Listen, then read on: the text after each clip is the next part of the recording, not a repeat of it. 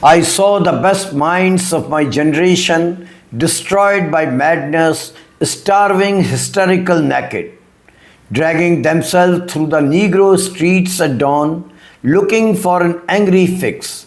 Angel-headed hipsters burning for the ancient heavenly connection to the starry dynamo in the machinery of night, who poverty and tatters and hollow-eyed and high-sat up smoking in the supernatural darkness of cold waters, flat floating across the tops of cities, contemplating jazz. The madman burn, an angel beat in time unknown, yet putting down here and what might be left to say in time come after death, and rose reincarnate in the ghostly clothes of jazz, in the gold horn shadow of the band, and blew the suffering of America's naked mind for love into an Eli Eli Lema Lema Sapchitini saxophone, cried that shivered the cities down to the last radio, with the absolute heart of the poem of life butchered out of their own bodies, good to eat 1,000 years. 20वीं सदी के मध्य में America में एक ऐसी साहित्यिक और सांस्कृतिक धारा उभरी जिसने स्थापित सामाजिक मूल्यों, उपभोक्तावादी जीवन और पारंपरिक साहित्यिक अनुशासन को चुनौती दे डाली। इस धारा को इतिहास में बीट जनरेशन के नाम से जाना जाता है। आज इसके बारे में मैं क्यों बात कर रहा हूं और जो कविता मैंने आपको सुनाई वो क्यों सुनाई, इस पर चर्चा करते हैं। नमस्कार दोस्तों, गुड इवनिंग, आदाब। बीट जनरेशन केवल साहित्यिक आंदोलन नहीं था।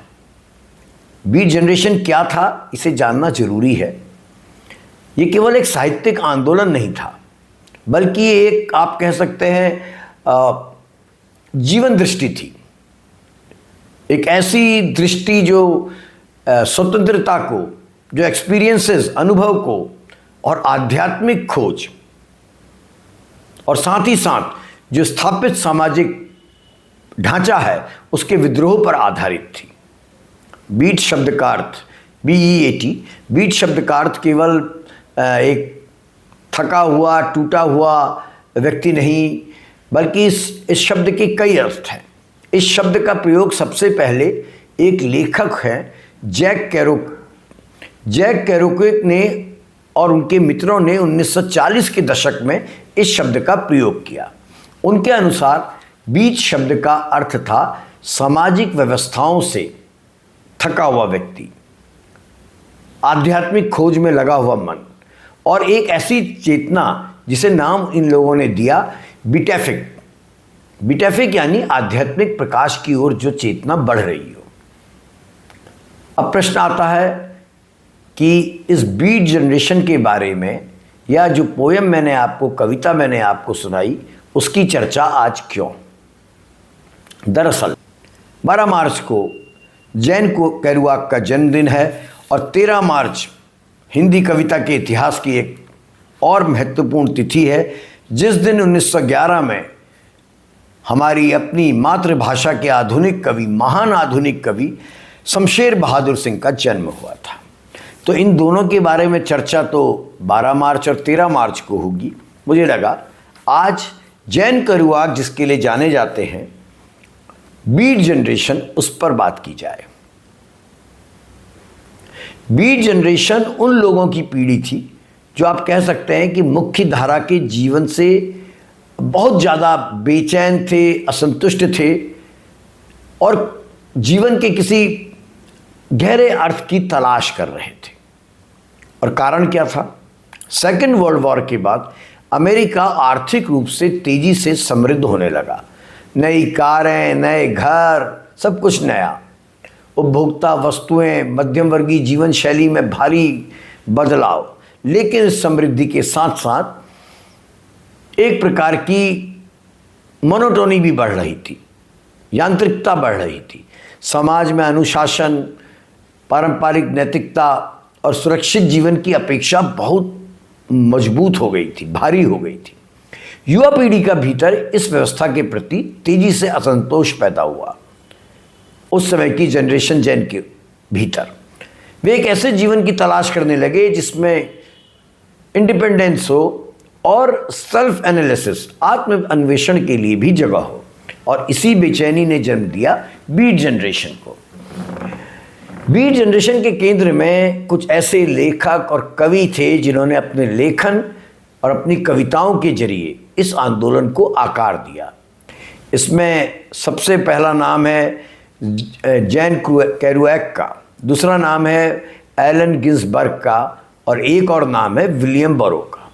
इन लेखकों ने साहित्य में ऐसे स्थानों को स्थान देना शुरू किया जो उस समय की मुख्य धारा के समाज को स्वीकार्य नहीं थे, जैसे नशा, सेक्सुअल इंडिपेंडेंस, यौन स्वतंत्रता, अस्तित्ववादी प्रश्न, आध्यात्मिक खोज, ट्रैवल के ऊपर लिखना शुरू करा और सामाजिक स्थापित नियमों के खिलाफ लिखना शुरू किया।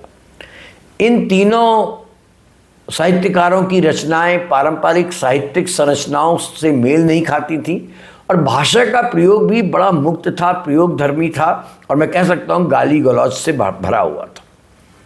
बीट जनरेशन की संस्कृति केवल पुस्तकों तक सीमित नहीं थी, ये कॉफ़ी हाउसों, कविता पाठ, जैज़ संगीत और लंबी लंबी दूरियों की यात्राओं से जुड़ी थी। और इसी में जिक्र आता है एलन गिन्सबर्ग की प्रसिद्ध कविता हाउल का, जिस कविता को मैंने आपको अभी पढ़ के सुनाया।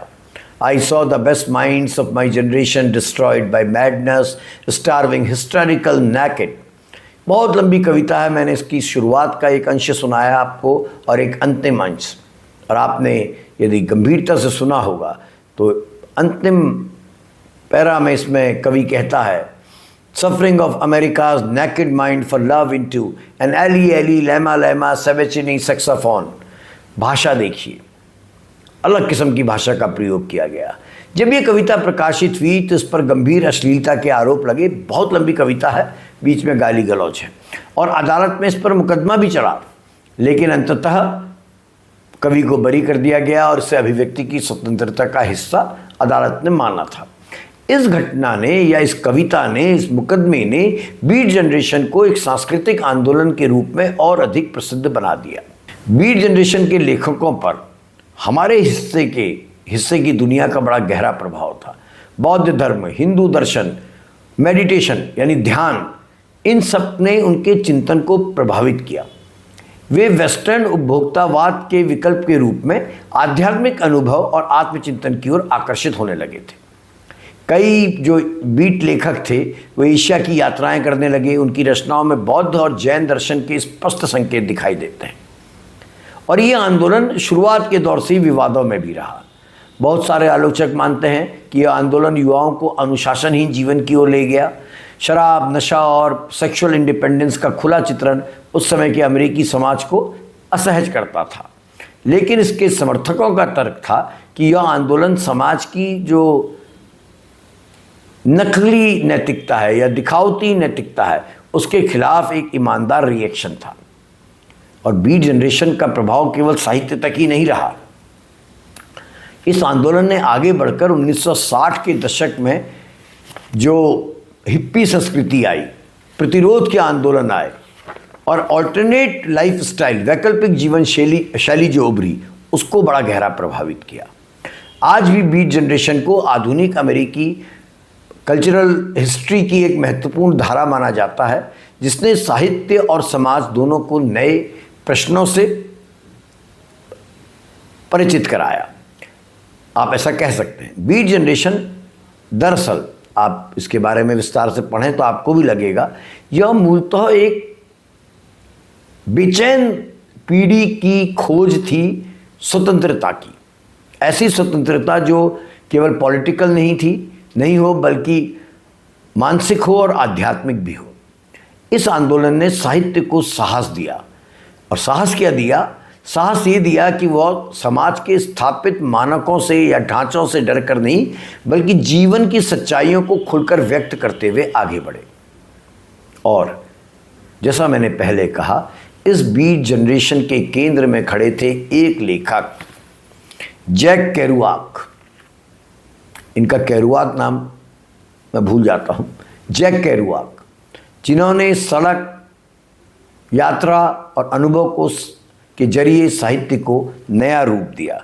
तो आज इन्हीं लेखक के बारे में, चूँकि हम 12 मार्च को इनके जन्मदिन के दिन पर बात करेंगे और इन 3 दिनों में मुझे कोई ऐसा लेखक कवि मेरी नज़र में नहीं आए जिन पर मैं बोल सकूं, तो मुझे लगा कि बीट जनरेशन के बारे में बोला जाए और 12 मार्च को बात की जाए जैक केरुआक की, वह लेखक जिसने शब्दों को आज़ाद कर दिया।